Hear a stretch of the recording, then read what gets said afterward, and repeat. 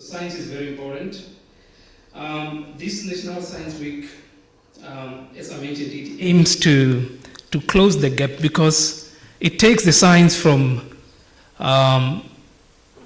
the university confines, it takes the science from the offices, it takes the science from the labs, and it takes it to the people, so that the community can also understand, the basics of science.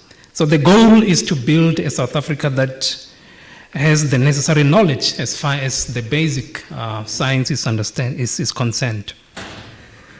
We also want, or they also want to aim for a South African that can form its own opinions as far as science matters are concerned. So we take science to the... And obviously the University of Venda has a role that it plays in all this. And the blueprint for how the University of Venda plays its role is outlined in the University of Venda strategic plan, which we all know that this strategic plan, it's anchored on 4 strategic thrusts. Strategic thrust number 1 really talks about the student-centeredness and engaged scholarship. Strategic thrust number 2 talks about the entrepreneurial university. Strategic thrust number 3 talks about governance for outstanding scholarship. And the last strategic thrust is number 4, which talks about linkages, partnerships, and internationalization. So amongst all these strategic thrusts that we have, we also have a number of strategic objectives which the university intentionally uses so that it makes an impact into the community. And for this particular event, you will see that this event aligns very well with strategic objective number 3, which actually talks about the strengthening the engagements between the students, staff, and the communities that we have around here. So during the National Science Week, you will see that there are so many activities that happen. We go out and try as much as possible to, especially with the high school students, we get them involved, but that is community engagement. So we do it from that angle. So the University of Venda takes advantage of this National Science Week to really engage the communities, especially the Faculty of Science, Engineering and Agriculture. We always have events that are lined up, and I think this is just the beginning of these events that are lined up. And for this year, we have seen the theme for this National Science Week, as has been already alluded to by the program director, is living in a high-tech world. Should we be concerned? That is the question. I'm hoping that after the deliberations, after this National Science Week, because it takes, the events are taking place all over the country for the whole of this week. And I'm hoping that after the National Science Week, we'll be having some answers to this question that is here, and together with the questions that the program director did actually pose. But I think the theme is very fitting, considering that each and everything that we do is inspired by science, like we mentioned. From the food that we eat, the clothes that we wear, the entertainment, using our gadgets, everything revolves around information technology and computers. So one way or the other, you are using apps that are generated through the knowledge of IT or computer. Colleagues, I don't want to be here for long. As I conclude, I just want to extend my sincere and deepest heartfelt thank you and appreciation to everyone that is appearing on the program, and also wishing them well as they will be engaging with us. I just want to wish them well as they're going to be presenting their different lectures. And to the audience in general, I just want to thank you all for coming, making time and being here with us. You could be anywhere else, but you chose to be here, so I want to thank you for that. The Executive Dean, Prof. Potgieter, she also wishes to extend her appreciation and support for this particular event. So if there's any support that you need, she instructed me to just inform you that you just have to shout. The faculty is ready to assist. As I sit down, I just want to say, God bless you, colleagues. God bless you, students. And let's have a fruitful program as we go along. Thank you so much, Program Director.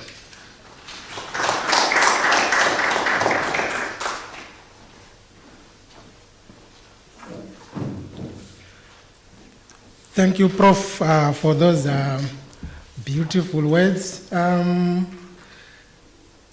Without wasting a lot of time, I would want to call upon Dr. Matomu, who will give us the purpose of this meeting.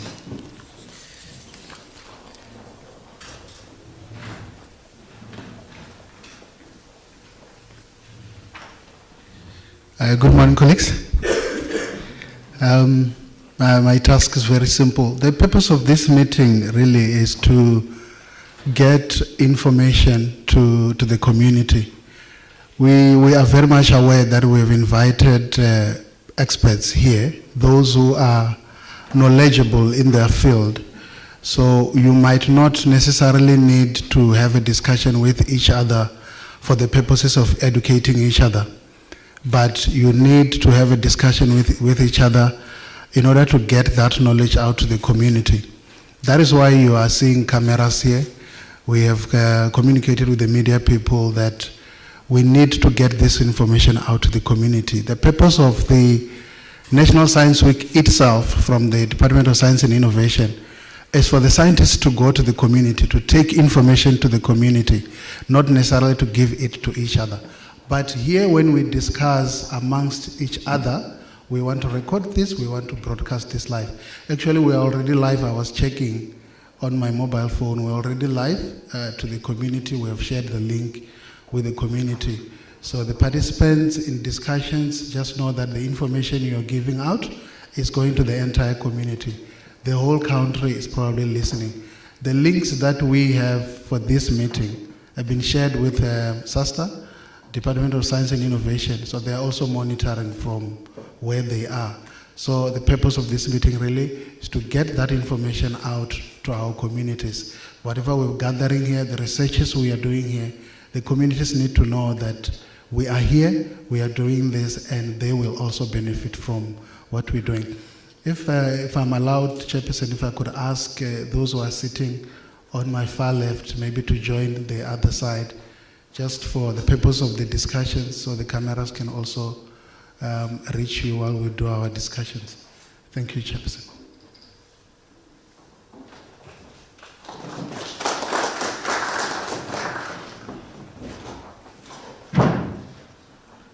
Thank you, Dr. Matom. We have got two main speakers.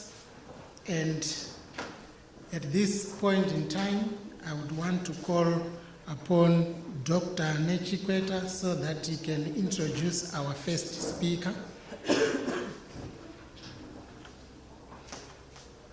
This is Dr. Nechikweta.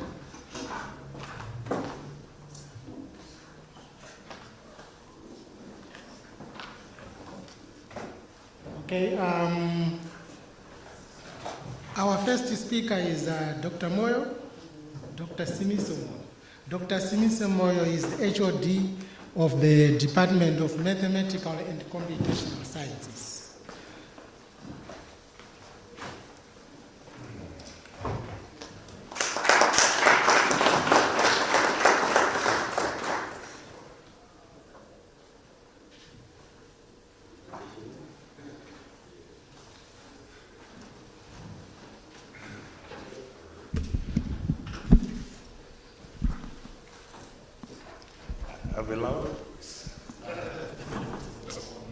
All right, fine, thanks.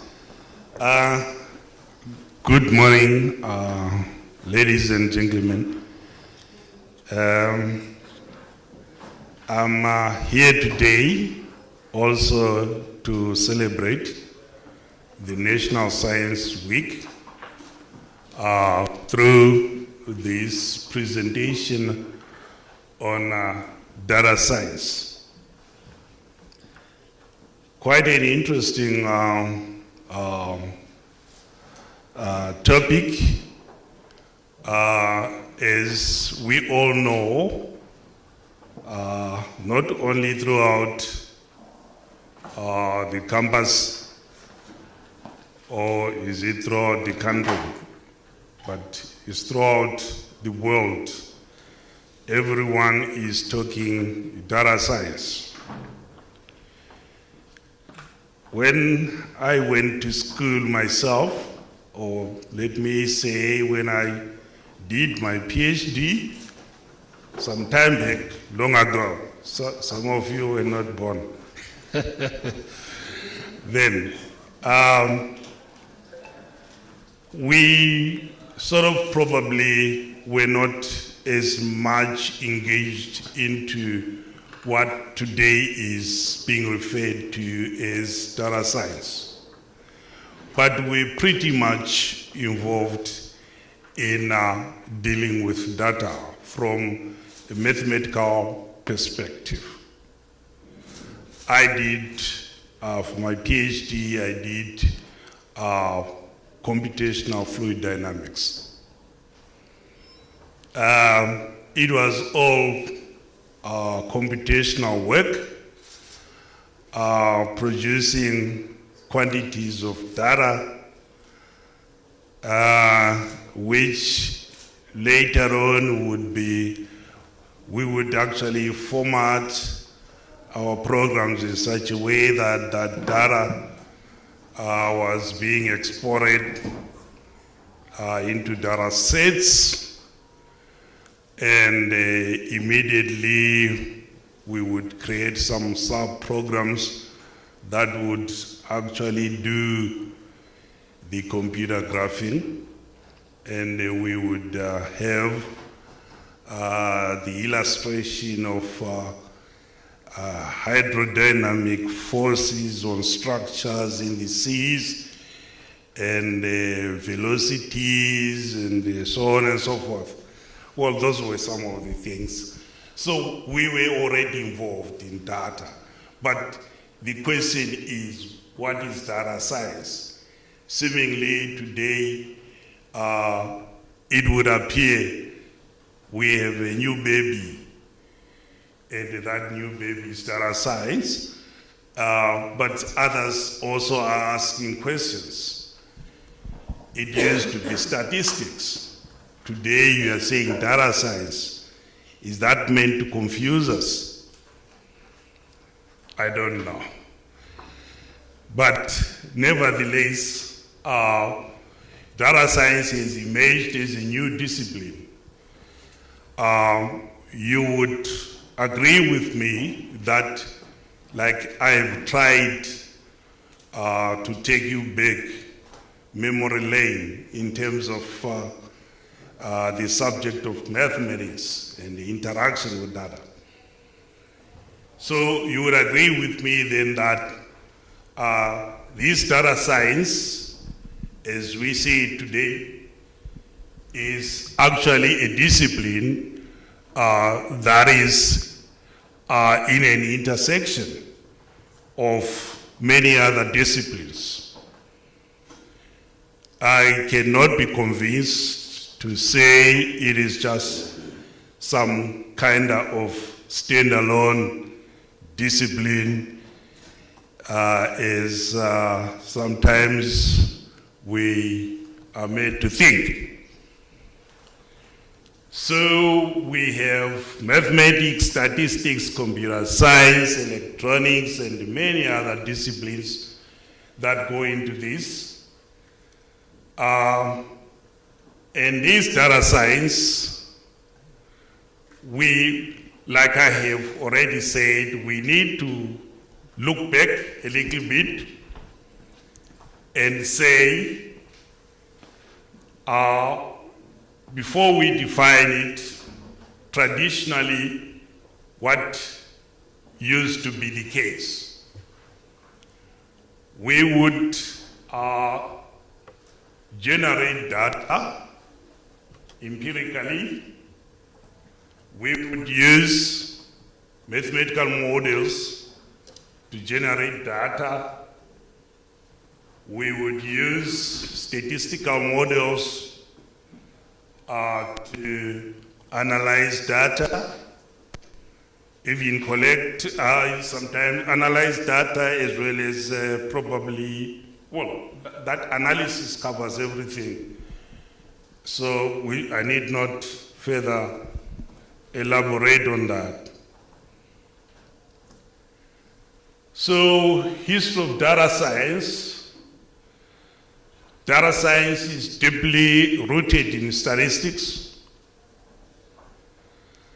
In the 1950s and 1960s, the data centers started emerging, but they were not then called data centers, but they were called mainframes.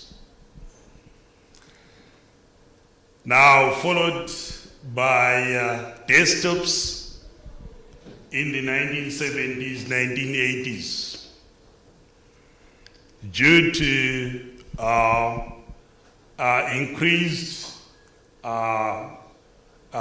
data that was being churned out in various ways, a lot of people were now then engaging in data analysis. So you would imagine a desktop then would probably be helpful. And a controversial statement, data science originates from statistics.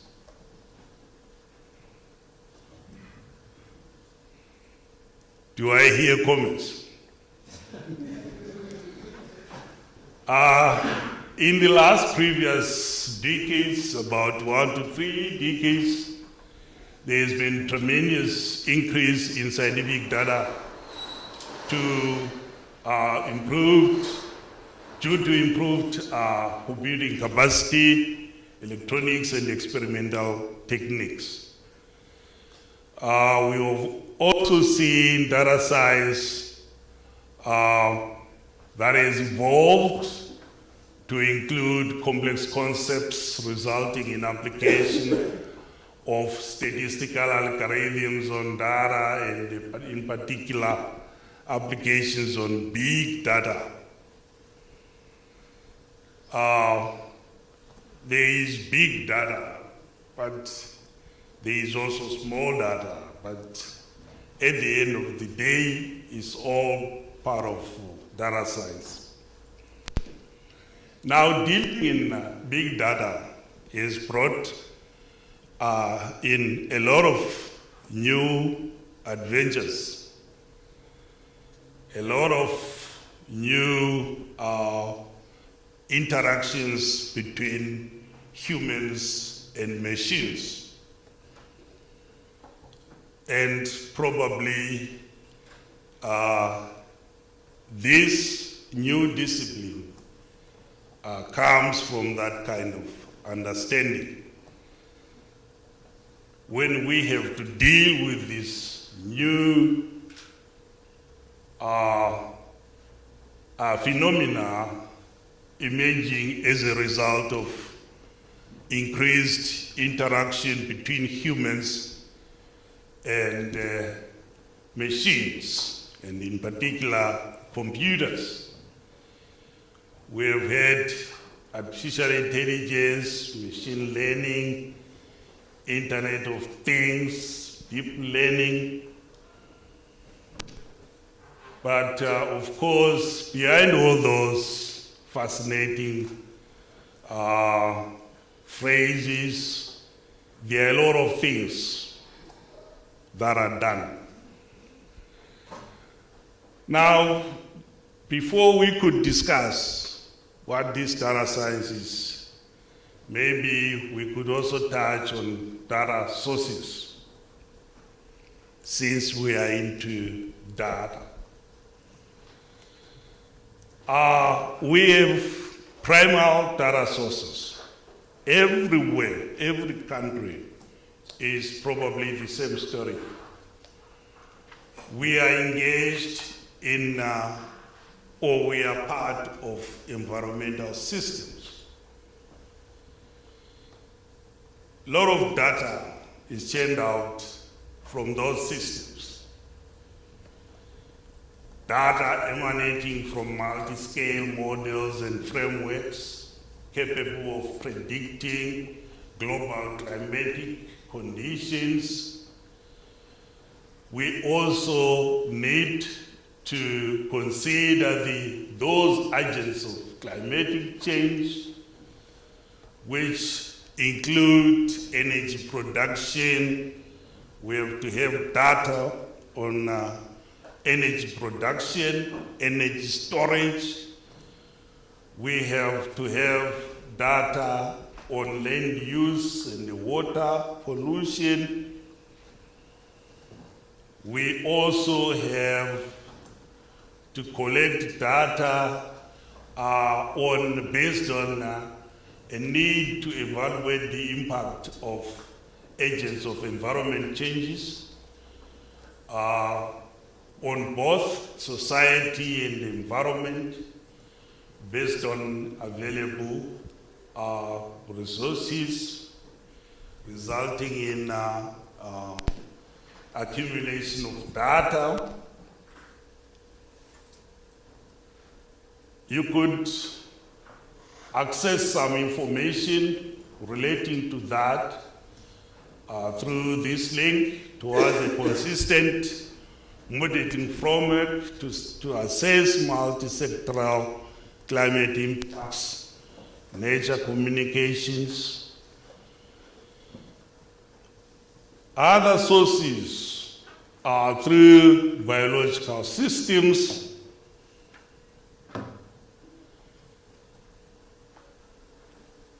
There is obviously need to digitalize biological systems so that computing techniques could be applied.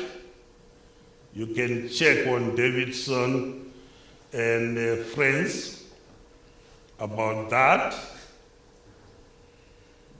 Systems biology, integrating technology, biology, and computation.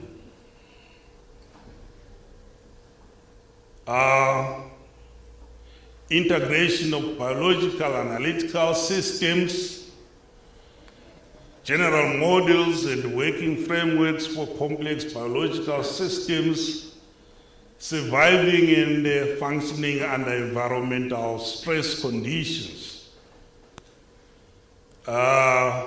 advances in systems biology modeling, and all those kind of systems that we've evolved in. We have health systems, understanding how environment and life interact in ecosystems, complex systems. Here are some sources. Data science uptake in general, in biological and health systems. It is a critical factor, this one. One would actually think about some students of data science who could probably take a look at data science uptake in biological and health systems, or in environmental systems, or in education systems, and do a survey. You will be talking about the data science uptake in South Africa. You could even bring it even much closer to say in the locality in Limpopo. Do we have work going on these topics?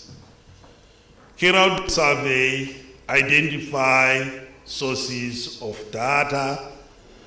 Is it authentically accessible? Are those data, are they authentically accessible, or are they easily accessible? That would be a very good survey. We would really need such things. You have got education systems. Also, everything revolves around data. You need to do data management in order to be able to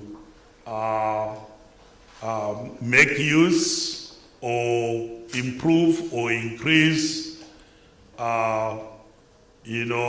success rates for students. You need to have information, and this information comes through data these days. Student management systems in institutions, research output management systems, and many other situations. You also have business systems, understanding how business enterprise systems work and how they can be made to work efficiently through data management. Informed decision making based on data management, manage and integrate data sets and of course have information based on those data that you collect, develop models to be captured in computational systems. That is very critical. We operate a computer with built-in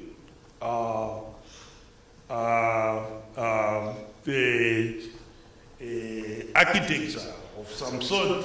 We do not know, even if you ask some students who have done programming, ask them, okay, you are going to use this programming language, and somebody is saying is that the software is installed on the computer. Have you an idea what happens? What kind of interaction is this? I think it would not easily come out. So we need that. Models to be captured in computational systems that will provide automated systems for data storage, integration, query, and retrieval. We need data sources. Now let's look at the secondary data sources. Well, here I'm making reference to those sources that we develop ourselves. Like we develop models. Like I can say we have a mathematical model, say to determine temperature distribution in a given space with boundaries. Through the boundaries, you would probably expect heat flux, which we also call temperature gradient across the boundaries, mixing in, you end up with a very good model for which we can be able to determine temperature at any point in this space. If we were to consider this room, any point in this room. So when you have eventually done your work, you can doing discretization, you can end up with millions of points, depending on the size of the region of consideration. And you would have to determine eventually temperature. So you end up with huge data that you would have to utilize to eventually have those temperatures that you want. Empirical data, that is It could be normally observationally or by other means. Then you have experimental data also. It could be through the modern ways of generating data. Then let me go straight now to data science itself. What is thought to be data science? I have already said it is a discipline that is in an intersection of other disciplines. But what do you think? I've decided to say, others say this. I've decided to dwell on what others say about that subject. A functional data scientist, as opposed to a general statistician, has a good understanding of software architecture and understands multiple programming languages. The data scientist defines the problem, identifies the key sources of information, and designs the framework for collecting and screening the needed data. Software is typically responsible for collecting, you see, software responsible for collecting, processing, and modeling the data. I always say what we have today are inverse problems. We have talked about models generating data from which we can then see the processes those data represent. But today, it is the reverse process. We have data.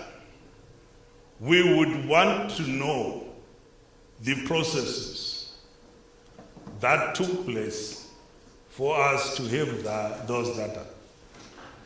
So you are like working on inverse problems. And it's very exciting. That is where algorithms are introduced.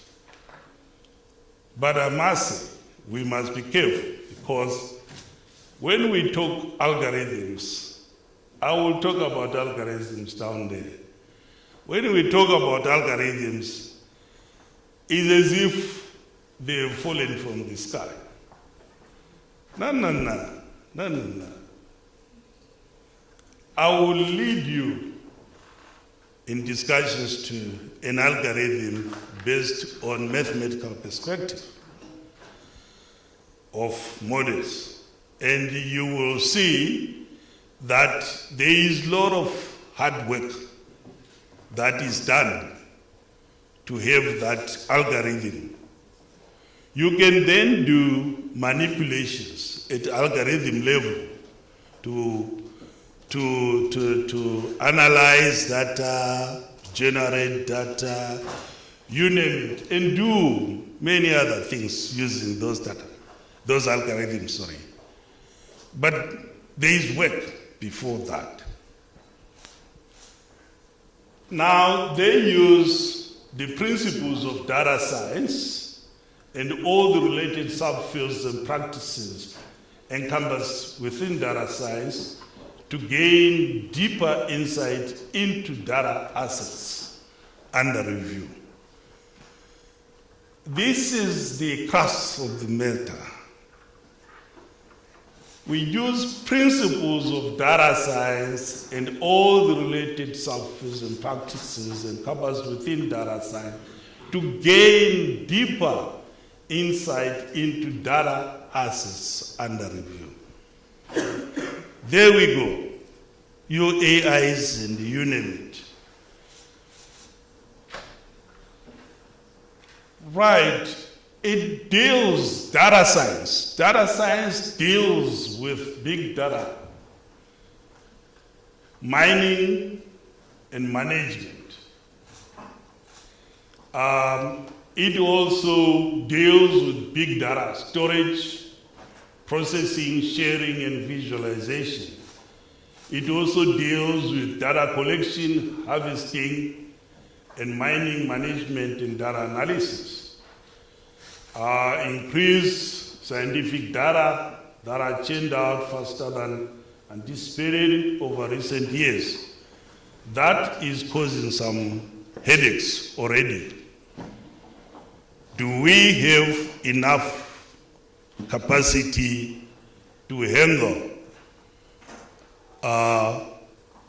data being churned out from those complex systems?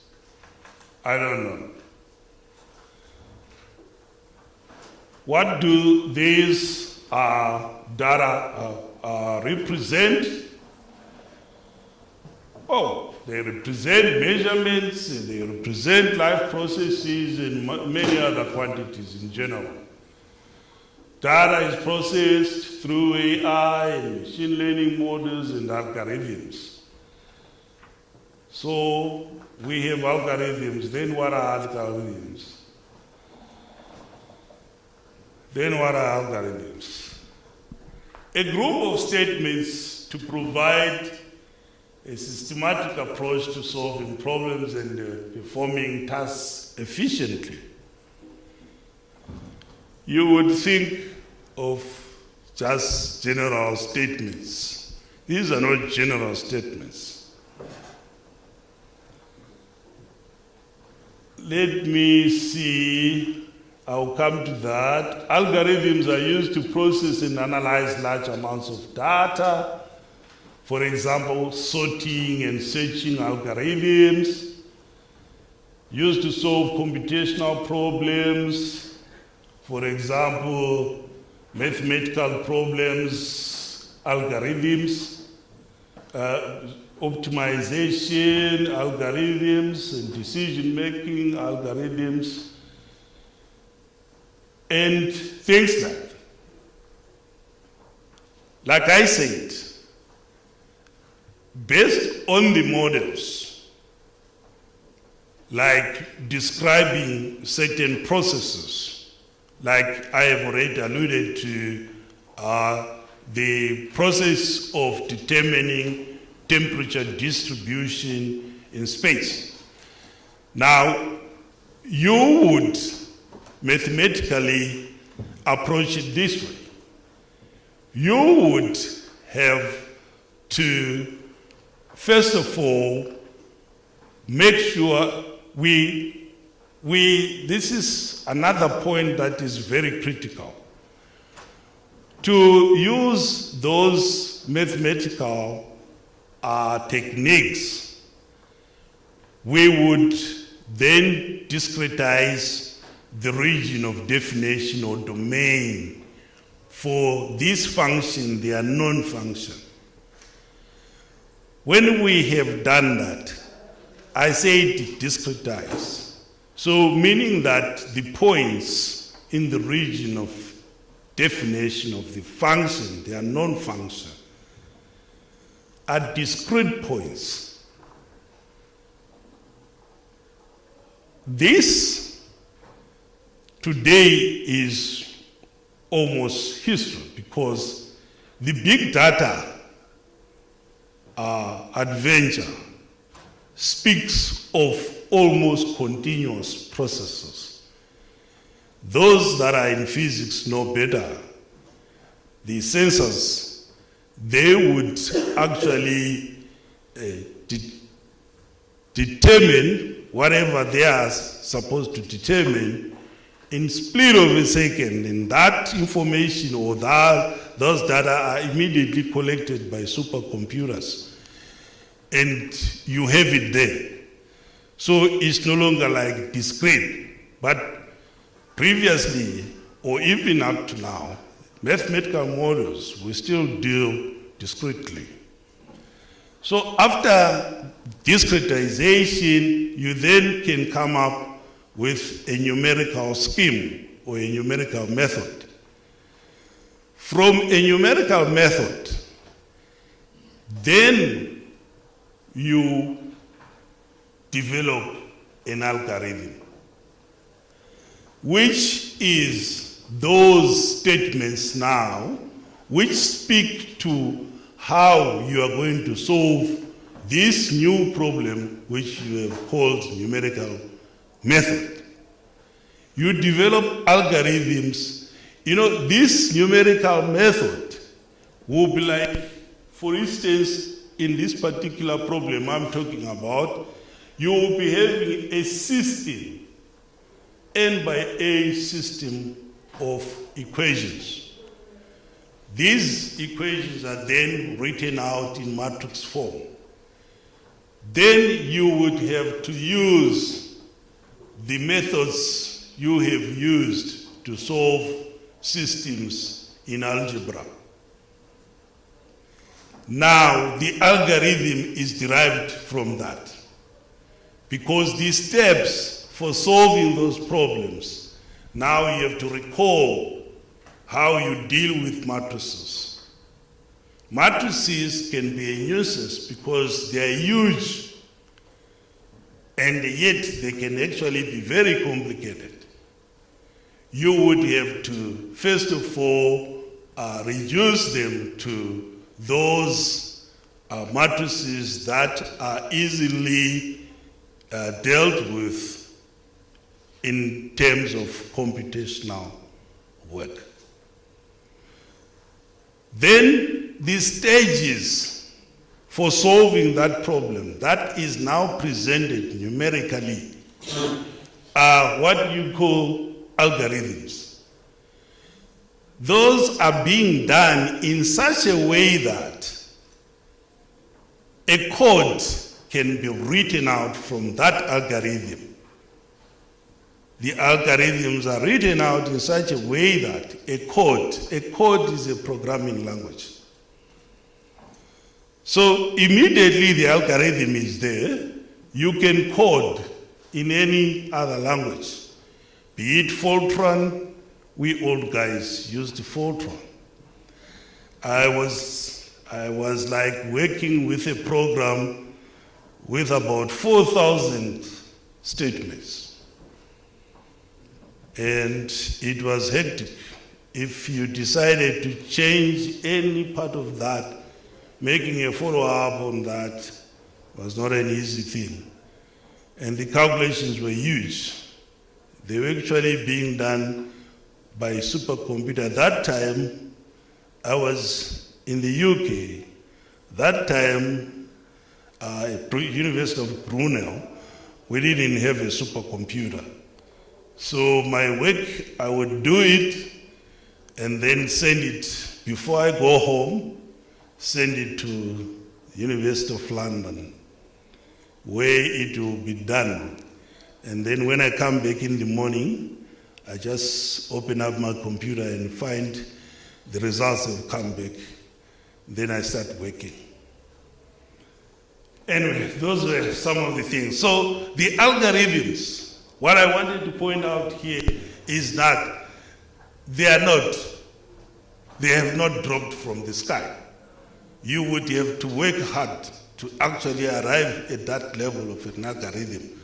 But what is interesting then, when you have an algorithm, there are a lot of machinations that can be done at the level of an algorithm.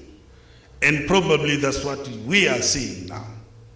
What we are seeing, people can talk without reference to what actually has happened to that level. They are now operating at algorithm level, and a lot of things are happening. But they will not talk about mathematics. Now, algorithms are used to create and process images and graphics. We are talking about image compression algorithms. We are talking about computer-generated graphics algorithms. We talk of algorithms used to develop intelligent systems. For example, machine learning algorithms, natural language processing algorithms, computer vision algorithms. We talk about algorithms used to manage and organize large. Am I still having time on? All right. Let me wind up. I will not talk about all these algorithms. You can read for yourself. But what happens? What are our projections in 10 years to come? Things that we must be in the lookout to, like tremendous growth in applications of data science, given the improved AI models and the expected further advancements in experimental data collection techniques. These experimental data collection techniques, those data are actually data from like biological systems, like environmental systems, and so on and so forth. With improved experimental way of collecting data, the data sets are seemingly becoming very, very huge and complex. And the power of current computers, supercomputers, may be found wanting. So it means that our young people must be thinking hard about what is to be done to cope with those calculations. Summary, suffice to use the words of other data scientists, we have observed that as experimental systems become increasingly digital, more accurate and efficient, resultant data sets continue to grow exponentially and encompass an expanding diversity of data types. That is the issue that we will find ourselves dealing with now. Now, the development of common models in addition to capability of capturing the new approaches and knowledge into computational systems is an indication of more adventures into the future of data science, but with some limitations. There seems to be likelihood that growth of computer processing speed might sooner or later become a cause for concern requiring new approaches. Critically, capturing of the improved models on the computational systems.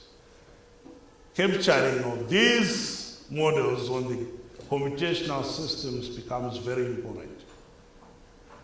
Current and future research seemingly will be based on new approaches as a result of increased complexity of data. Recommendations: establish a new data management paradigm for data-intensive science, develop experimental protocols, and open access to databases. That's very important.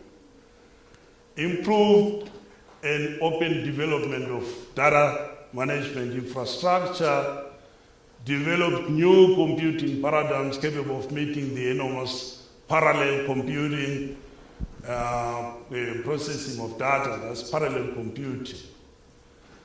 Intensive analysis needs cope with computational demands in biological systems, climatic systems, environmental systems, and health systems, education systems, and many other systems, business, you name it. Standardize experimental and computational protocols and methods to increase data integration, data usability, and systems connectivity and communication to improve research productivity, improve data usability and models accuracy. That's very critical. That's another thing that we must always think about. If you are going to be looking at problems from algorithm level, you must also be thinking about accuracy. We have known that, of course, you can get improved efficiency or improved solutions to problems through AI algorithms, machine learning algorithms, and so on and so forth. But you should still be able to say what you have is correct in terms of representing the processes that it should. That's why the old system, traditional way of comparing our results to the results produced by models is important. While the algorithms can produce very efficient whatever, but you would still have to probably compare your results with the results produced by algorithms through models. Those models are developed using the very well-known laws of nature, laws of physics. You don't wake up to find that gravity acts upward. That would be strange. We would probably die. So it will continue. It is correct that it acts that was, and we are here today and doing things, being able to do things because that law is true to every calculation that we do. Develop virtual laboratories, tools to fully engage human cognitive faculties and provide richer opportunities for scientific collaborations. I thank you.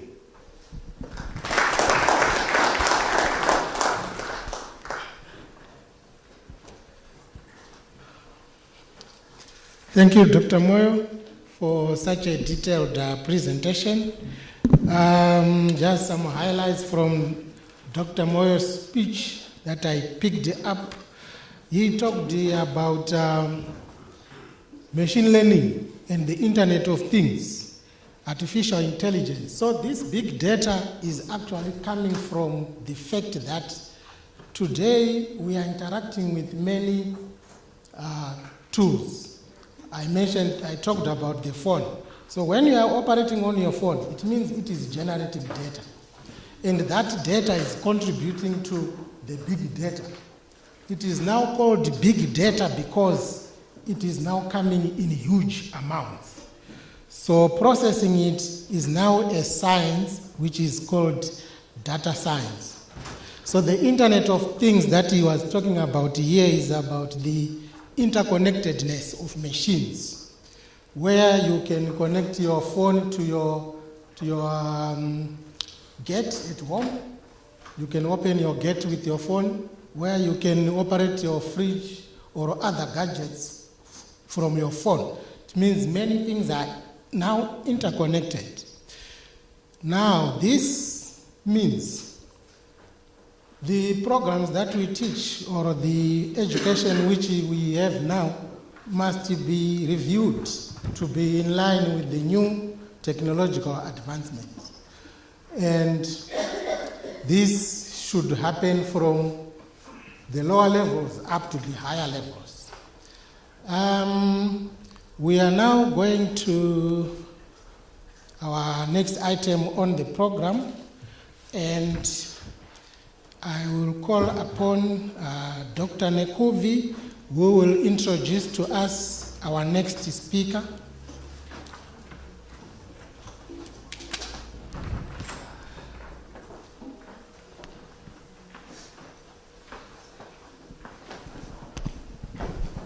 Thank you very much, Program Director. Yeah, what's up? I woke up around 7 this morning. I opened my phone. First thing, I checked my email app. I checked, there was a message. That message was having a link. Then I said, is it safe to open this message? But then I said, no, let me first go to work. I will go to IT and check if this message is safe to open. So now, we're talking about something.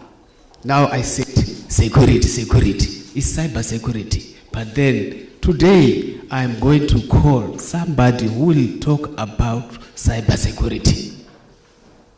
I didn't open that, but I think that person will highlight us. The other thing, you were talking about data science. That is good.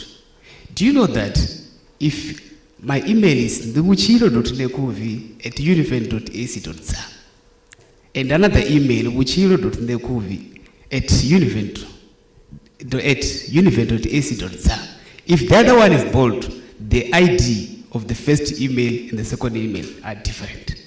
So I will get the email that shows that it's from Nekuvi, but it's not from me.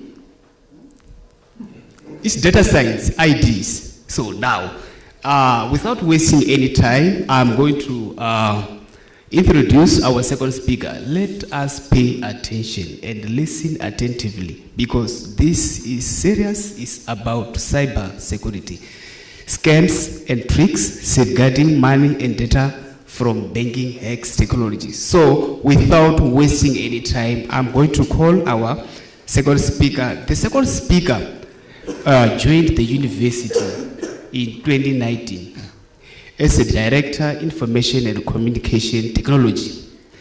Before joining Univen, our speaker worked as a group ICT manager at Fosco, overseeing the ICT department, director, corporate information management at the City of Tshwane, director ICT architecture and integration at the Department of Public Service and Administration. He also worked in various government departments, including the following: land affairs, housing, minerals and energy. Mr. Khoza obtained his master's degree in information technology from the University of Pretoria. Colleagues, let us clap hands for Mr. Khoza.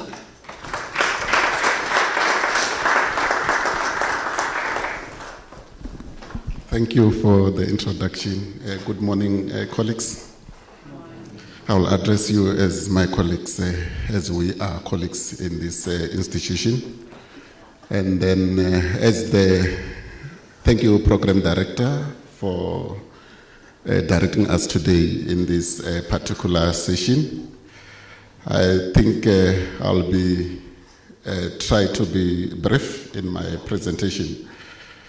I'm sure some of you, as the guy who was introducing me, doctor, who was introducing me, indicated that there was an email he saw this morning. I'm sure most of you received similar emails. You ask yourself, what should I do? I also received the same email myself, and then one guy also sent an email to me to say, is this authentic?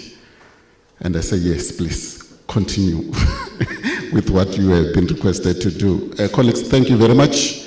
I'm here to talk about cybersecurity as indicated, and then I'll zoom to what I've been given to talk about: the scams, tricks, safeguarding money and data. So that's the area that I'll be focusing on when I'm on my presentation.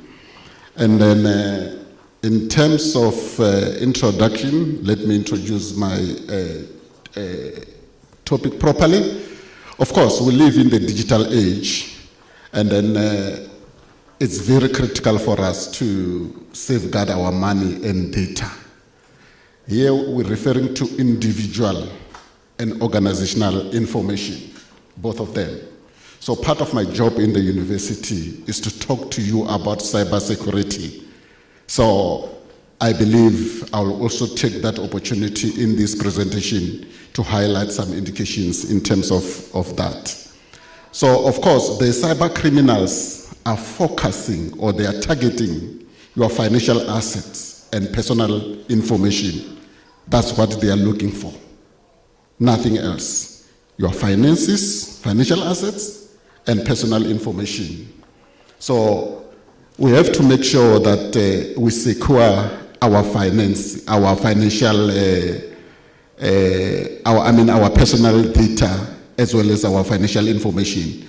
This is not only about securing your cash, your physical cash, but it's also about making sure that when you are using those online banking, digital wallet, and electronic transactions, you make sure that security is paramount in those platforms. It's very critical, as you know. I believe that most of you are also receiving SMSs from various or unknown people or criminals or cyber criminals. How do you deal with that? So we're going to touch on that as we move forward.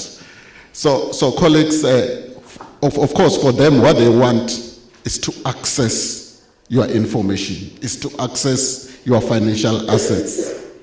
So data protection is very, very critical because here we're talking about your personal and organizational data.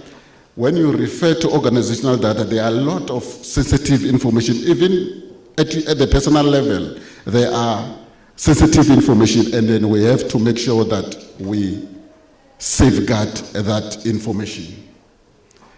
If you look in terms of data breaches, this of course results in severe consequences. That's where you find that organizations are now facing financial loss, reputational damage, or even legal repercussions. So it's something that we have to pay attention to. So what I'm going to talk about is not only for you as an individual, but for our organization as well, the University of Venda. So in terms of objectives today, we're going to focus primarily on the cyber security awareness about various scams, tricks that individual may encounter, and to provide some practical advice on how to protect ourselves. So we're going to deal with that. So by understanding these threats and adopting preventative measures, we can significantly reduce the risk of falling victim to fraud. So that will be the objective of the presentation. So let me zoom a bit to cybersecurity. What is this cybersecurity? We are always talking about this cybersecurity. From ICT's point of view, we're always sending emails about cybersecurity awareness. What is it? So cybersecurity refers to a practice of protecting systems, networks, programs from digital attacks. So we need to protect that. When those networks and systems are protected, it means our data is also protected. And then these attacks, of course, are often aimed at accessing and changing, destroying sensitive information. So that's that's their aim. And then, but if you look on the responsibility, because we're talking about systems, networks, programs, you may believe that this is the responsibility of the ICT department. Not really so. We are all responsible for cybersecurity. It's a shared responsibility. All stakeholders within the institution, you as the user of ICT resources, you are responsible for cybersecurity. Some of you received an email this morning, as it was indicated. What did you do? You have to take the responsibility. You have to go to ICT and check, is this authentic? So you can see that we are all responsible for cyber security. Let me zoom to my topic. These are some of the common types of banking scams. Phishing, those emails that you receive, unknown emails. How do you handle that? And then we have what we call phishing. These are voice phishing. You receive a call from somebody pretending to be from a certain bank. It's looking for your personal information. How do you handle that? Do you give them your information or do you verify? Card scheming, you know, these are ATM's card, the bank cards that we use. We have to be careful about that. Identity theft.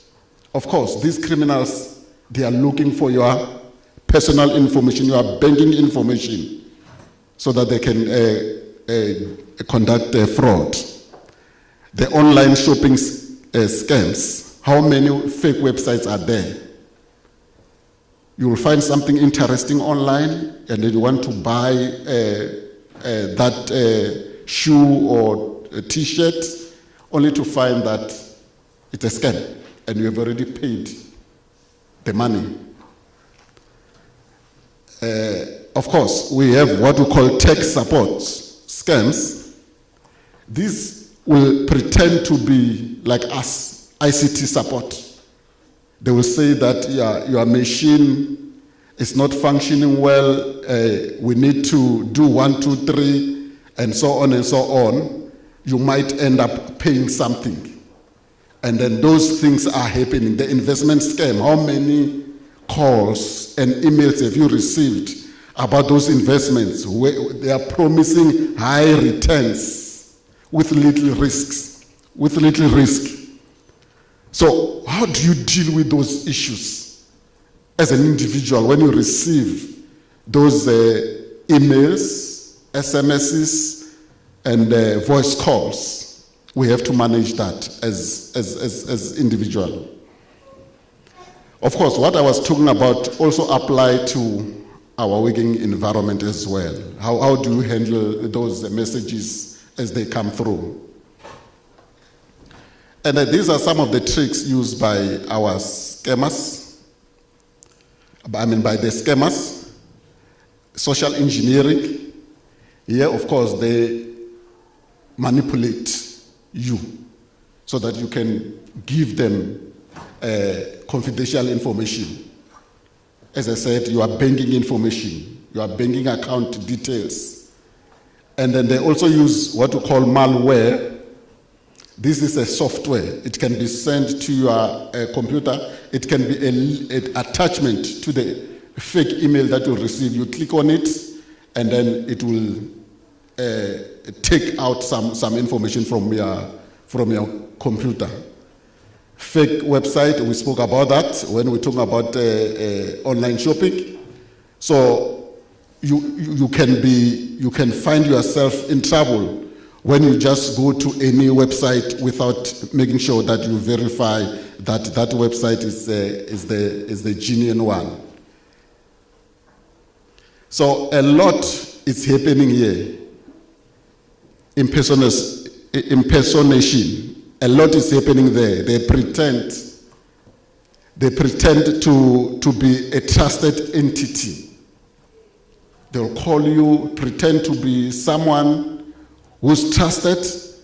They are looking for a sensitive information from you, your personal information. So these are some of the things that we deal with them on the daily basis. I deal with them. I'm receiving many calls almost on the daily basis. And how do you handle that? And then let's talk about some of the technologies used in the banking hacks. Keyloggers. And this also is a software or hardware that record keystrokes to capture passwords. This can be when you are working on the keyboard, and they will be able to capture your passwords and so on, so that they can use it to make some cyber criminal activities. Man-in-the-middle attack, it's happening a lot. This is interception. They intercept the communication between the two parties to steal data. So it happens a lot. And ransomware, this also happen a lot. They encrypt your data, they get access to your systems, encrypt it, and then demanding payment for its release. Many organizations are facing this ransom. They hold them ransomware. So they get into your systems, access data, encrypt it, they lock it, you won't be able to access it. They say for you to get your data back, to access your data, pay some money. And then that's what they are doing. Trojan horses, this also is a malicious program. And then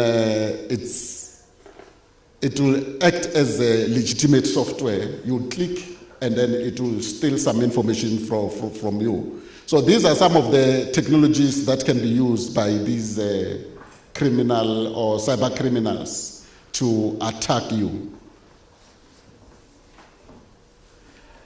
How do we safeguard our money and data? So I've just put some information there. Of course, we have to regularly update. This is mainly about our systems, more especially when we are on campus. Even on your cell phone, we are all using smartphones, and they will say you will receive updates. You say update your OS, and then you have to regularly update so that you stay secured. Even on your laptops, we'll send messages. You'll see your system want to be updated. When you are shutting down, we'll say you update and shut down or update and restart. You have to consider those updates on a regular basis. You have to connect on a secure connection. When you are using your banking transactions, try to avoid public Wi-Fi. Public Wi-Fi. You are in a conference somewhere, in a hotel somewhere, and then connecting to that hotel Wi-Fi, and then start accessing your banking. It might be something for you, so you must be careful about that. And then verify sources. When you receive something, an email, a message, it can be a website, verify the source. Is this genuine? Is this authentic? So those are some of the things that you need to do to safeguard your money and data. Of course, we always talk to you about using strong passwords. Even here at the University of Venda, that we must have like a complex password. Don't share passwords. So it's very critical for you to also have that, even on your smartphone, to have something complex so that not anyone can access your data. Even when you lost your phone, it should not be easy for these guys to have your data. Multi-factor authentication. This is like a one-pin. This is a one-time pin. It's critical. You can see that even here at the university, we're using that these days. When you access your emails, when you access your laptop, you have to go through a multi-factor authentication. So what we're trying to do is to make sure that we safeguard your information as well as the university data. And then we must also be conscious with personal information. We don't share personal information easy. We don't share. You have to, when you share, you have to trust that platform or that third party when you share your information. So it's very, very critical. We must also stay informed just to make sure that we are up to date with what is happening around the world and around us in terms of the latest scams and security practices used by these cyber criminals. Okay, how do you recognize these guys? These are some of the red flags that you can check when you receive different information or messages or emails from these cyber criminals. Okay, we spoke about the emails, unexpected calls or messages asking for personal information. We need to check that. These are some of the red flags. I don't know this email, it just came now. I don't know this message, I was not expecting it. It just came now. How do you handle that? Verify the source. And then sometimes what you will receive, it will be said it's very urgent, and then you might be getting some threat as well. If you don't provide this information, we're going to close your bank account. Something like that. So it's very critical that you notice that. So that's what the scammers normally use. They create sense of agency so that you can give them the information. Unusual transactions on your account.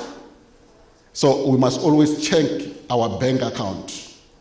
You will see some unusual transactions. Sometimes they will only take 50 rand there, 50 rand there, 50 rand, or even 20 rand in your bank account. And it will happen on a monthly basis. If you trace it, you'll see where the money is going, because you have to talk with the bank and they will try to find out what's happening in that particular space. But with the online banking, the apps that we have these days, you can easily reverse those payments that are deducted from your account by the scammers. And then, of course, when they request for personal information, it's a red flag. Is the organization requesting this information legit? So those are some of the questions that we need to ask. Sometimes unusual payment method, you are requested to pay through unusual method. For example, cryptocurrency, you have to pay using that. You have to start asking yourself, or gift cards, you have to start asking yourself, is this legit? Something like that. And then these are also the red flags. When you receive an email or message, you have to check for even the poor grammar and spelling. You'll pick up these things on that message, in that message. And then we spoke a bit about the links and attachments. And then you have to also look on that as well. It's mainly about emails and messages. And then in these emails, most of the time, you'll find that there's no contact information. You cannot call them back. They don't leave the contacts in most of these fake emails or messages.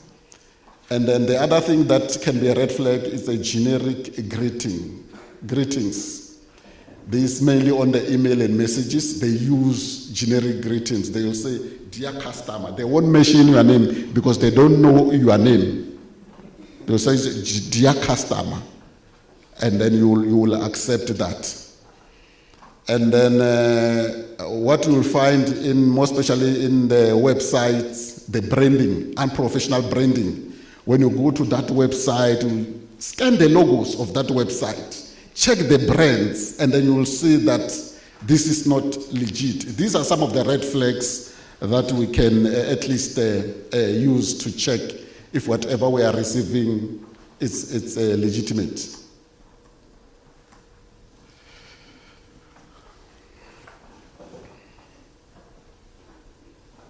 Okay. And then what to do if you are a victim? We are all victims. We are all facing these threats, cyber threats. So what do we do when we are victims? Of course, the first thing that we normally tell you, most especially when you call us here to say, I see something in my laptop, we'll say, let's change your password immediately. So that if they've accessed your password, they won't be in position to access your system. And then it's very critical to change your password on a regular basis. In the university, if everything is running normally, every 30 days, you have to make sure that you change your password. You have to monitor your bank account. It's very critical. You will be able to see if something is happening there in that particular account. If, let's say, you are a victim, you have to seek for professional help. And then sometimes you might consider consulting cybersecurity experts if that's needed, more especially if it's in the organization like this one, and then you have been attacked, and then you are a victim. You contact us. We do have the cybersecurity experts within the ICT environment, and then we can help you. And the other thing that you can do is just to stay calm. Just to stay calm so that you get help where possible. And then document everything. If you are a victim, and then document everything, all those transactions, record all those communication where possible, and so on and so on. That's very, very critical. And then if it's in relation to your bank, of course, you have to contact your bank or credit card company. I'm saying credit card company because we do have companies now providing credit cards like Discovery and others. So you contact those people or organizations to help you with the fraud that you might have experienced.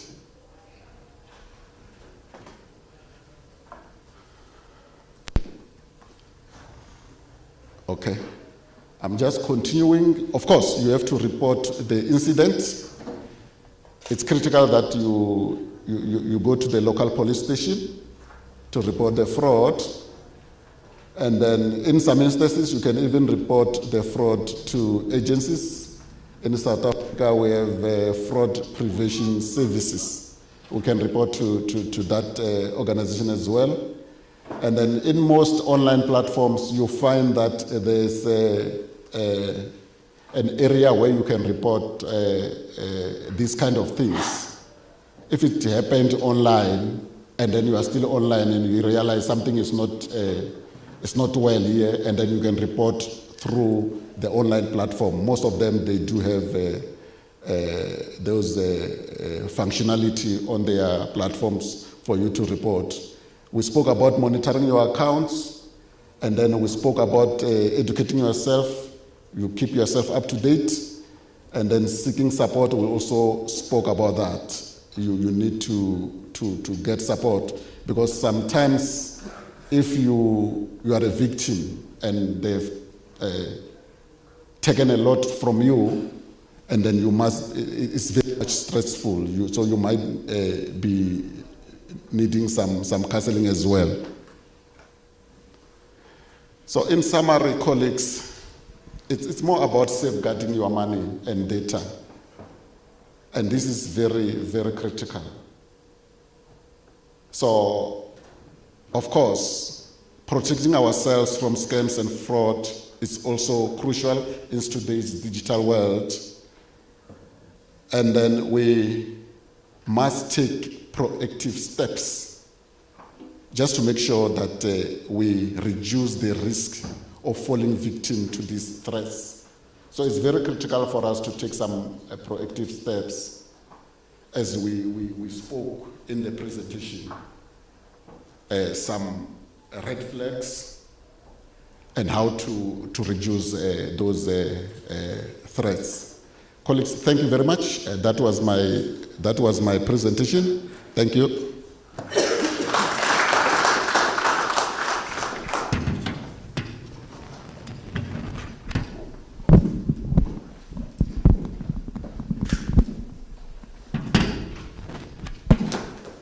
Sorry. Thank you, Mr. Koza. Colleagues, we have been warned. Now that Black Friday is coming, cyber criminals will be very active. So when we are shopping online, we must be very careful. Mr. Koza talked about men in the middle attack. Those hackers or the cyber criminals, they monitor your emails. So as you sending your emails, they have got tools that monitor those emails. So when they see that you are about to make a payment somewhere, they can then change the banking details of where you want to make your payment. All of a sudden, you have paid into a wrong account. So we must be very, very careful.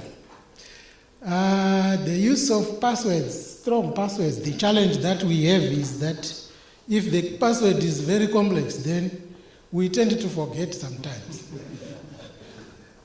Then we are also in trouble. And we normally use one password for many websites. So if one of them is hacked, it means you are now at greater risk. So we must be wary of this. You mentioned about the threats. So if it looks too good to be true, we must be very careful. And those people who demand payments, like now there is one which is coming from SARS to say pay 800 into a SARS account. We must be very careful because many people have been conned. We are now moving to the question and answer part of our program. Who has got the first question?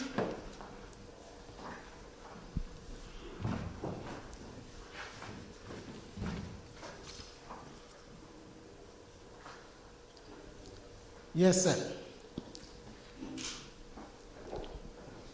Good morning, colleagues. My name is Luke from the Office of Technology Transfer.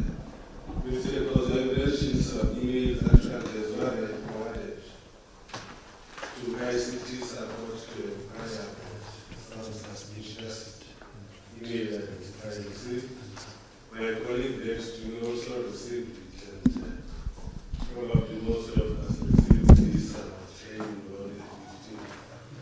So just what should we do so that we don't necessarily have to meet because there's an incident created by ICT support. And just tell us what to do in this case. That's just one. On the data from Dr. Moyo, I just want to find out when working with data or that particular subject, how can we use research outputs that come out of that, not only to inform people, but also in terms of IP protection and commercialization of research outputs? This is because from research outputs, we do not only, of course, about teaching and getting new information, but universities have to gather third income streams. So what are the opportunities in that space in terms of IP protection and commercialization? Thanks. Thank you for asking those two questions. Before our speakers respond, may I ask Dr. Moyo and Mr. Kozi to come beside so that we can attend to these questions.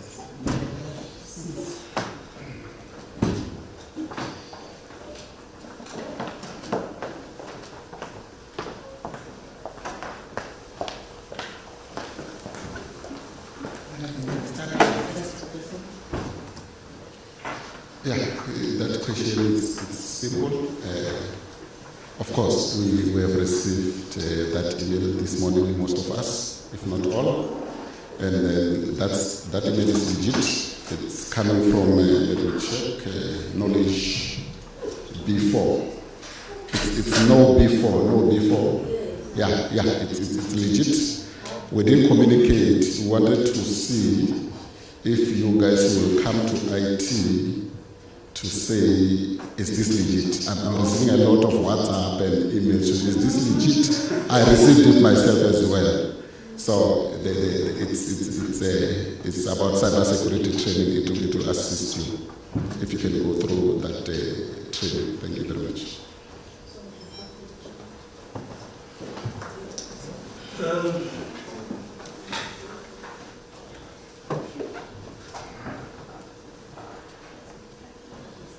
If I got you right, you are referring to commercialization of research output.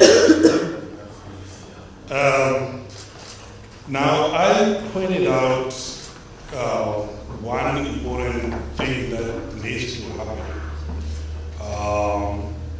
regarding data science, and that was to gauge the data science uptake.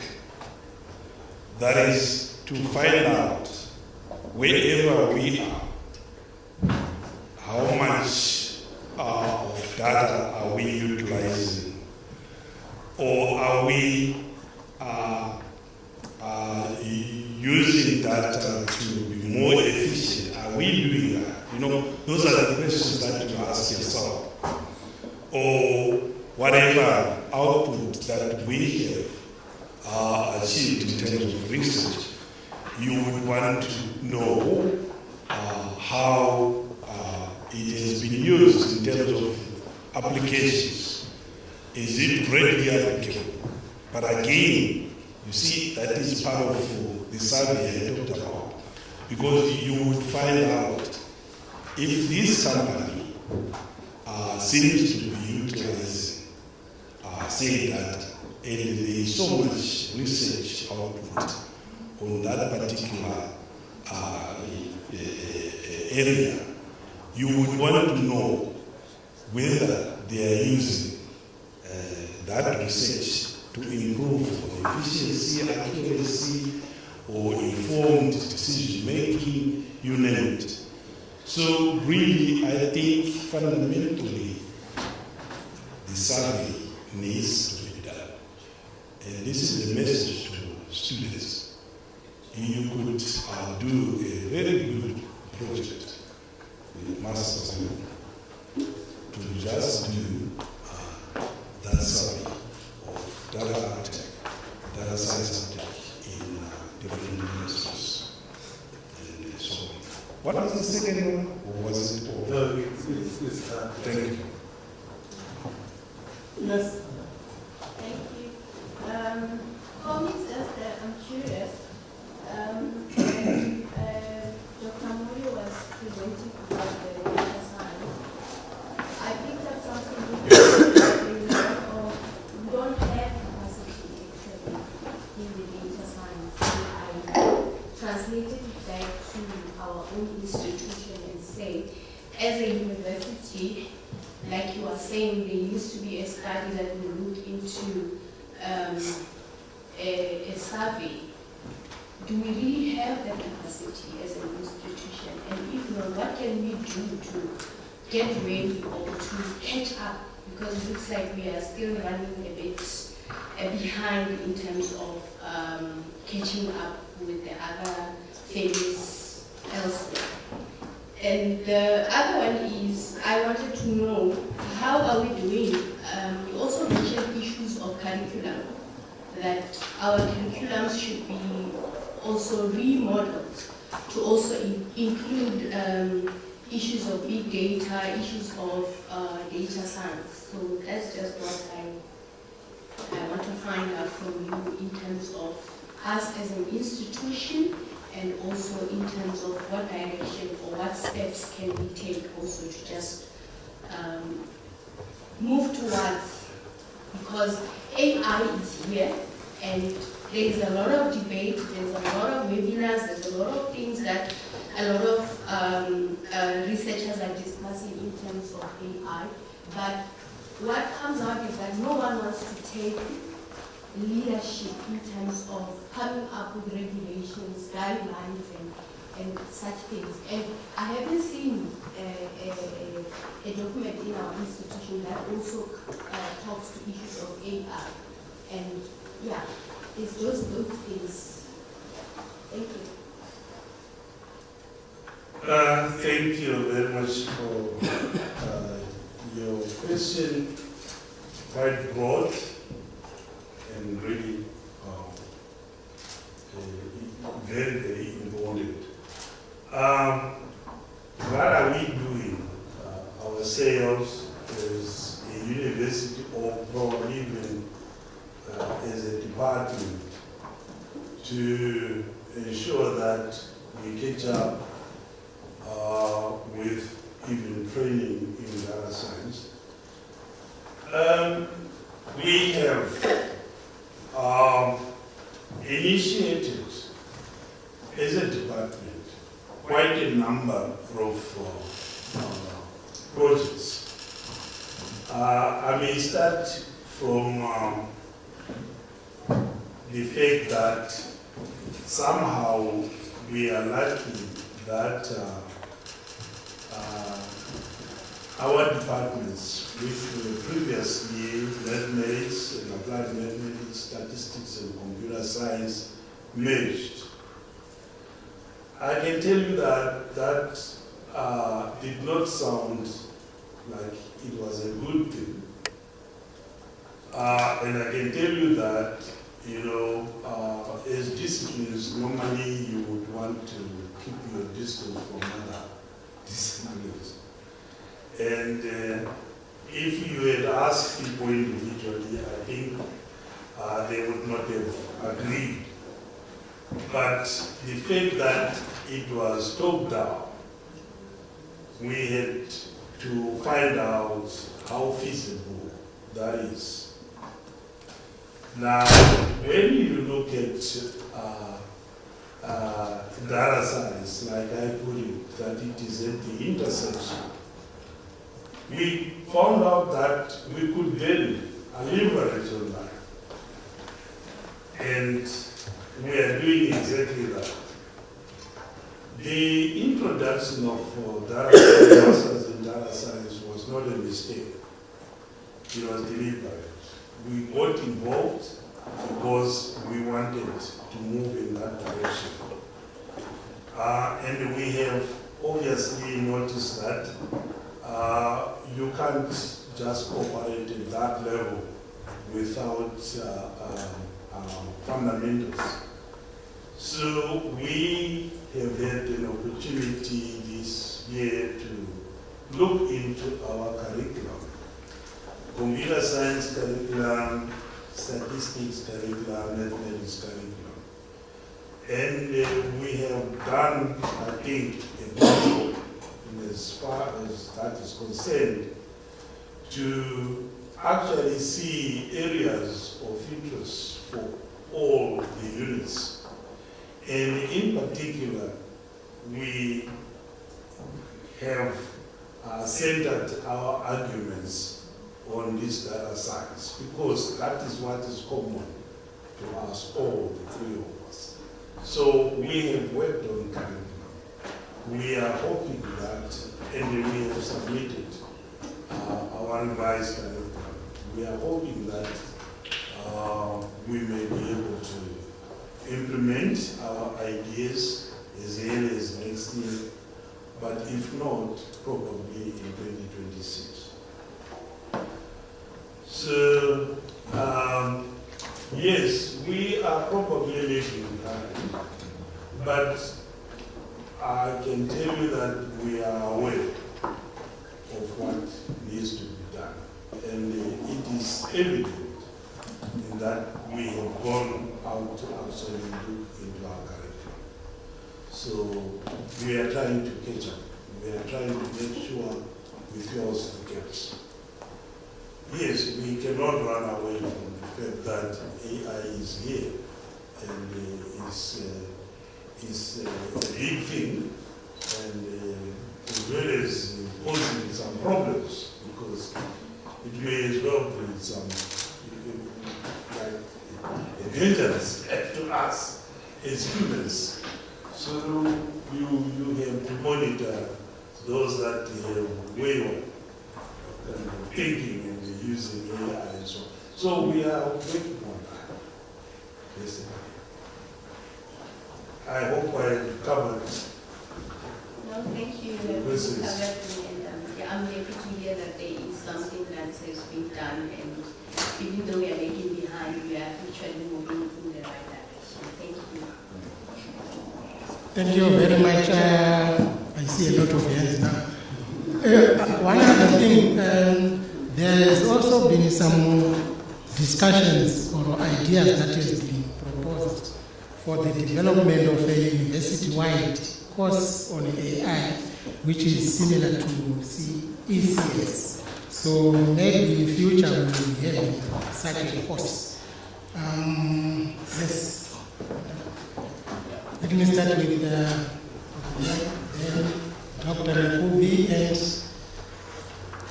the third time was yes, you will get it done. Thank you so much. Thank you so much. Mine, I want to direct it to Bokoza. About that email that you said it's legit.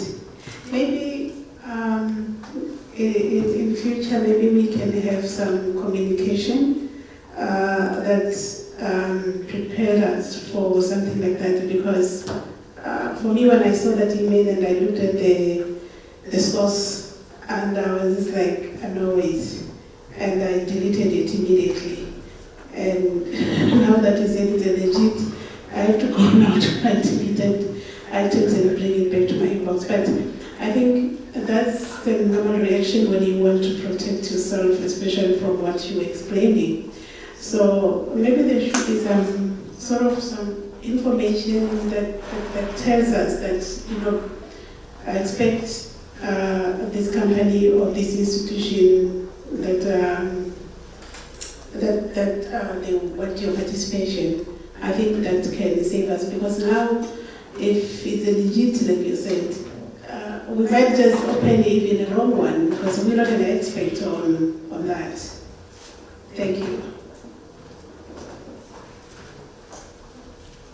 I think that was a comment, but I was saying that, as I said earlier on, we did that deliberately. We wanted to see who, more especially because I was coming here, and then if you realize that email came this morning, I also received it, and then we wanted to see who will act on it, and then follow the process.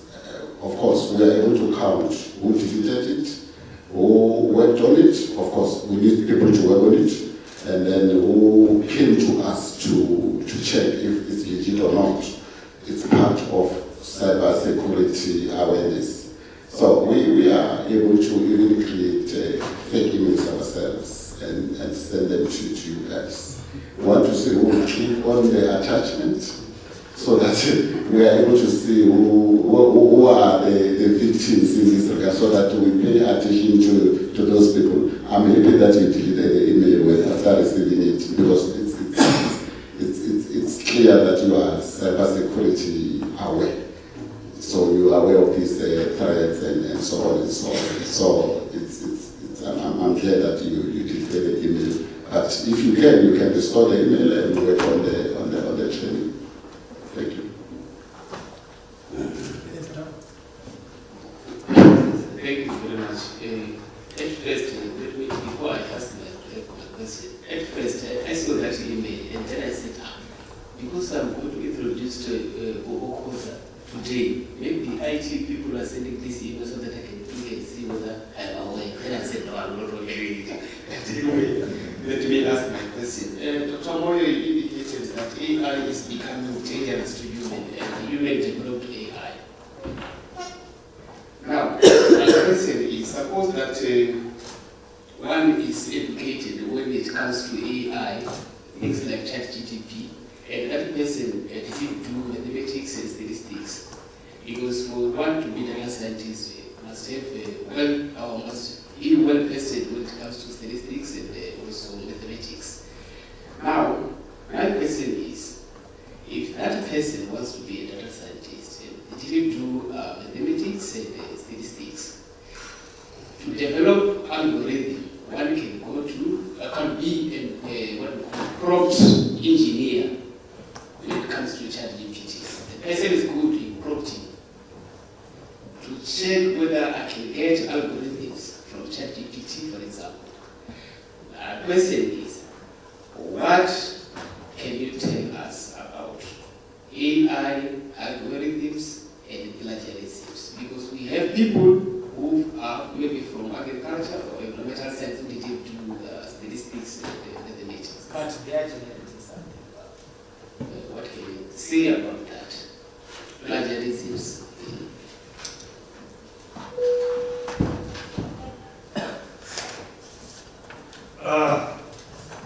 Firstly, maybe what I should say is that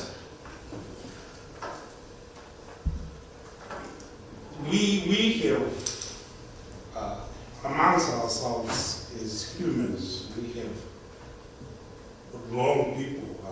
People with wrong characters that we can't run away from.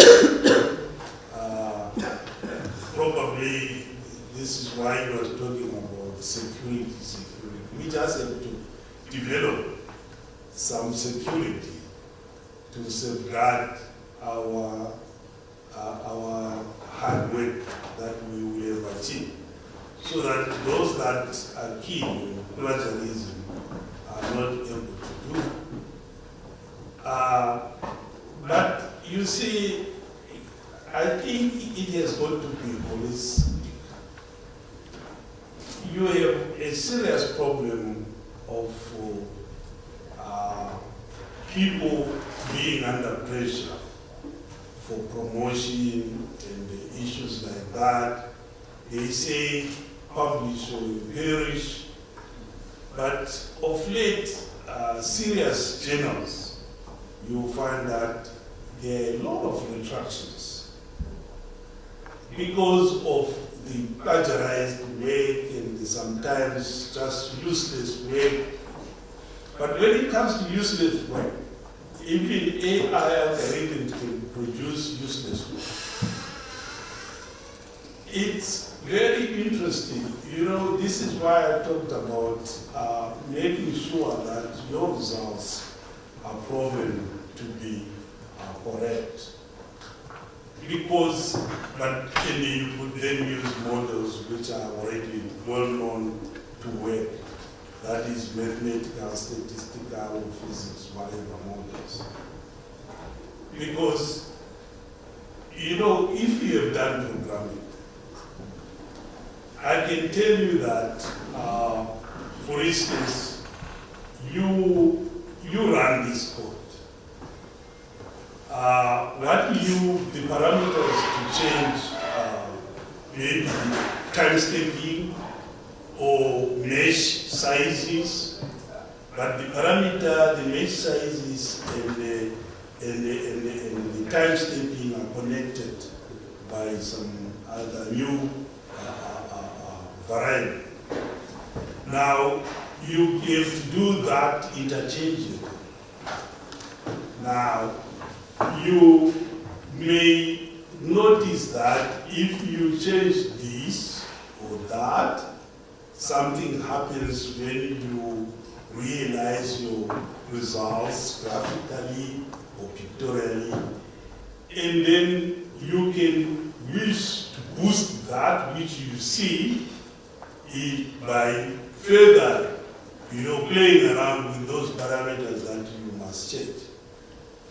But what you will not check on is whether it is, all those are still solutions to the problem. Now, a problem, that's why in mathematics we talk about uniqueness and the existence of solutions. Now, if we are going to be obtaining various solutions, already you have a problem, because you don't know. How can you have many solutions to a problem? Now, if there are many, we should be in the know that there will be many solutions. And in what kind of solutions, so that we don't pursue them if they are not the right solutions. So, you see, this is why you have to be very careful. You get students, you give them work, they come to you with pictures developed from the results they have obtained. Nice looking pictures. They are very happy, but it's all rubbish. It is not the solution to the problem. Now it is this person is just playing around with the algorithm. Like I told you, see, the algorithm would, like, for instance, now you develop it from a system of equations. Now you have got matrices. Now for calculations to happen properly, they demand that the matrix must be symmetrical. And you are going to use an unsymmetric matrix and get results. Of course, you load in junk, you get out junk. It's rubbish, but you don't know. So all those things are the things that we have to think hard about. The AI algorithms, machine learning algorithms, what do they produce, how do you verify that, and so on and so forth. And as for plagiarism, we have a serious problem. I can't say a lot of serious journals are retracted. And how does that happen? But you see, that happens, it's not through the reviewers. It is normally through you as a researcher. I see an article that was published by so and so. I'm interested in working on that. Now, for me to be able to do that, I may decide, for instance, like in mathematics, to say, okay, it is numerical. Let me run it. Let me program this thing and run it, only to discover it's all rubbish. But reviewers don't see that because they don't do those.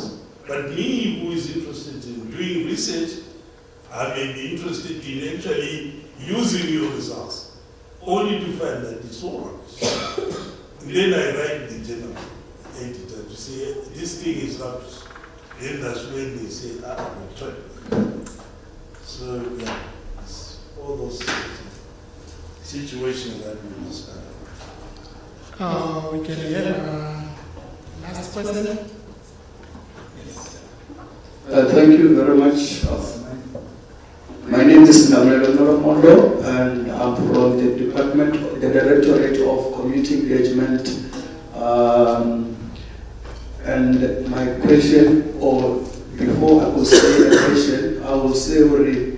I studied data science, and then I'm the product of Univer. So I like the way that Dr. Moyo, you were presenting, and then it shows that we are making aware, people are because we are data science.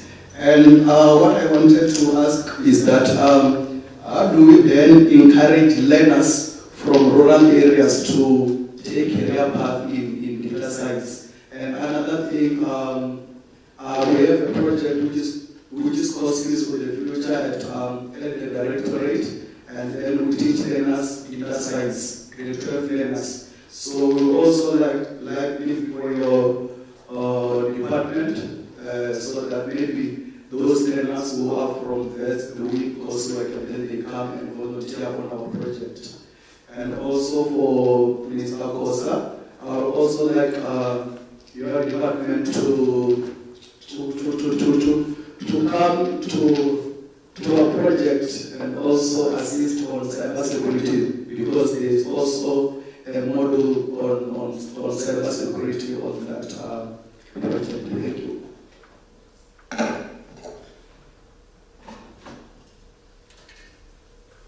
If I got you right, it was a comment and a commendation that we should be also seen to be assisting our children in the schools to be introduced to data science. Yes, I don't think that is a difficult thing.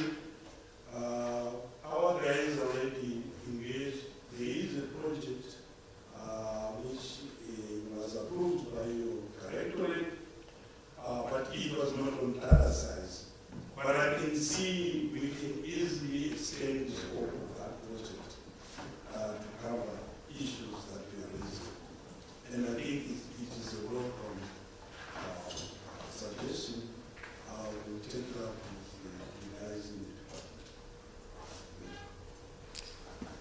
Thank you very much, colleagues. I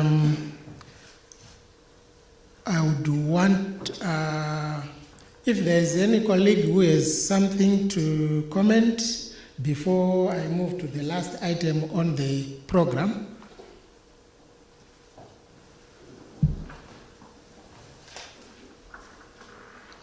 Okay, thank you very much. At this point in time, I would want to call Ms. Sigama so that she can give us a vote of thanks.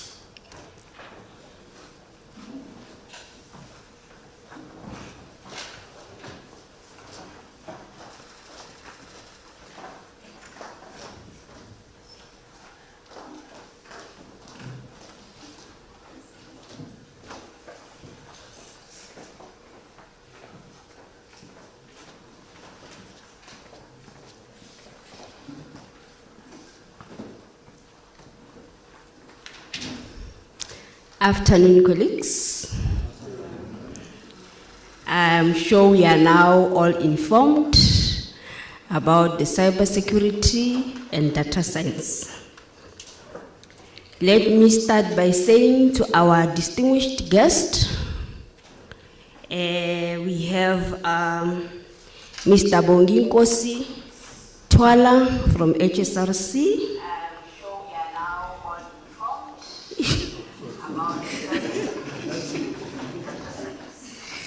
And so what is going on?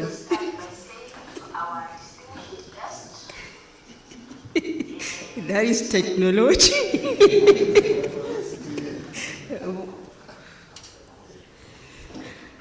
To our distinguished guest, Mr. Sam Koza, the Director IT, Dr. Moyo, the HOD, Department of Mathematical Science and Computational Science, to all colleagues who are present, our student, our staff member, support staff from departments and directorates, good afternoon.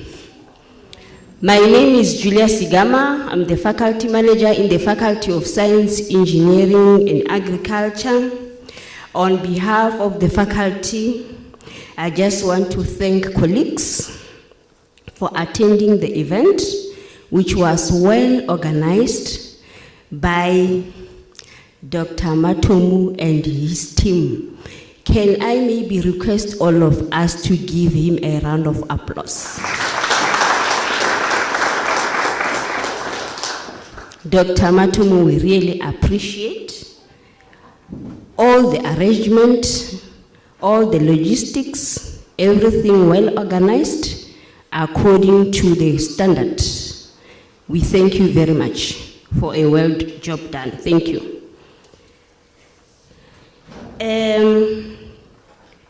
I think when I look at our program, Dr. Koza, Mr. Koza, may you please just come for a minute in front here?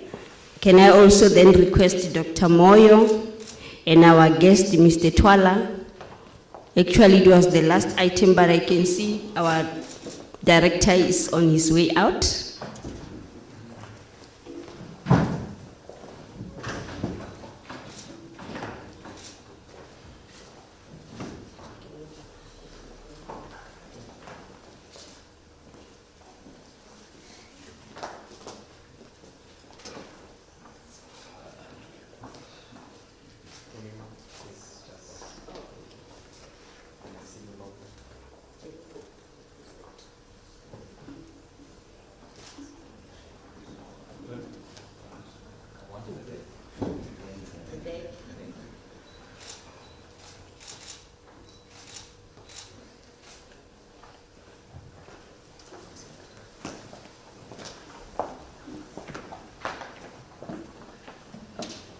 That is our culture. We definitely need to say thank you. And also, when I look at the program here, we have got Mr. Gilbert Zao, our program director, who drove us so nicely. Thank you very much. And also, I can see when we were wrapping up each item after each speaker. Thank you very much. Some of us, we need that because In terms of the logarithm and whatever, we couldn't get anything. Dr. Moyo, it was too deep. Yeah, thank you, Mr. Zhao. Also, thank you, Dr. Nekuvi, for introducing our speakers. It's like you knew all the speakers here, because I can see also you are from that department. Thank you very much for that. Colleagues, all of you, in terms of participation in this event, which was well organized, we thank you for your support, for your attendance, because if you didn't take time and come and attend this event, otherwise we were not going to be able to be on live through YouTube. Also, thank you to the marketing and communication, Mr. Anza and his team. Thank you very much. So the last item that I'm going to render is not on the program, is the announcement. So the announcement is that we have got lunch outside, and I'm told that we should all have this so that we can be able to participate. It's an event as well. Lunch is an event here. So we need to use our tags to join lunch outside. But as our culture, we know we need to first give our guests chance, and thereafter all of us will then follow. May I all then request all of us to have a group picture before we break out for lunch. Thank you very much, colleagues. Thank you very much.